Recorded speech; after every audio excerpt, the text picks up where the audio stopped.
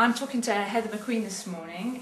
Heather's research involves understanding gender determination in animals, like what makes some animals boy animals and what makes some animals girl animals. But I'm going to ask her about gender determination in humans. How come some people are girls and some people are boys? Well, it's quite simple really. Boys have got the Y chromosome, and it's our chromosomes and our genes that make us the way we are.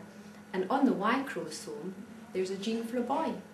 So I've heard of the Y chromosome, but I must say I've never heard of this gene for being a boy.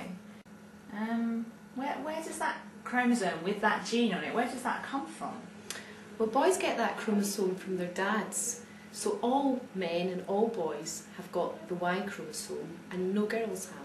So it's sort of inherited, it's something you get, and you only get it from your dad. That's right. But some fathers have daughters, don't they? So how can they have daughters if they're giving out Y chromosomes? Yeah, well that's where it gets a wee bit more complicated, because we have 2 copies of all of our genes and all of our chromosomes.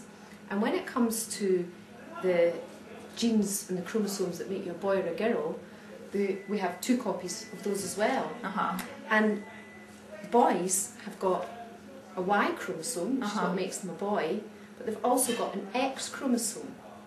And when a dad has a baby, he gives one of those chromosomes to his baby. If he gives the Y chromosome, then the baby will be a boy. But if he gives the X chromosome, then they'll be a girl, because they won't have a Y chromosome. So about half the time he's going to have a boy and half the time he's going to have a girl. That's right. But my friend, there's 4 girls in her family, so how's that possible? Yeah, well that just happens by chance sometimes, because it's just chance whether he gives the X chromosome or the Y chromosome. So roughly half the time it's X and roughly half the time it's Y. But sometimes by chance it's 3 or 4 X's.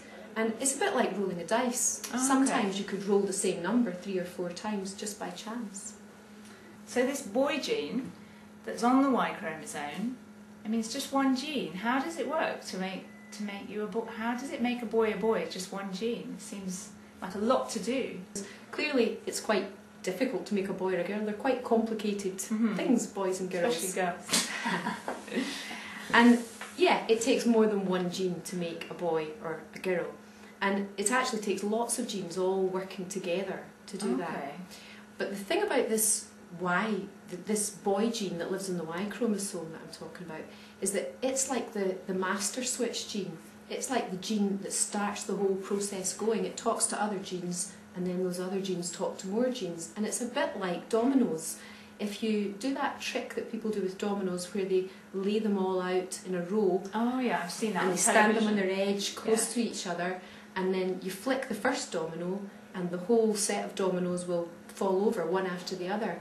And it's a bit like that. This boy gene starts the process going, and then all the other genes talk to each other and the process continues. And do we really understand that process in humans? Is that something we know lots about? No, I'd have to say they don't understand the whole process. They're still working to understand the whole process and exactly which genes talk to which genes and what the effects of those genes are.